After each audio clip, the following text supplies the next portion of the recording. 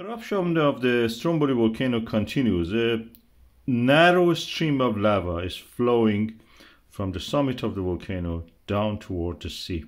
As you can see, it breaks down easily, so it's not very, runny like what we see in the Hawaii or Iceland.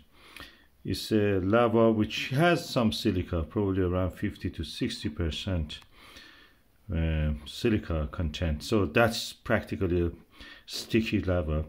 It doesn't completely crumble or pulverize. When you look at it in the beach, that's what you will see. These are the pumice, as you can see. Lots of air bubbles in these little rocks. And these are volcanic lapilli, as we call them.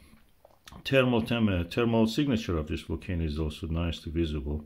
As you can see, a stream of lava flowing out like a tongue of the hot dragon, something like that. And yeah, again, thermal signature very clearly visible.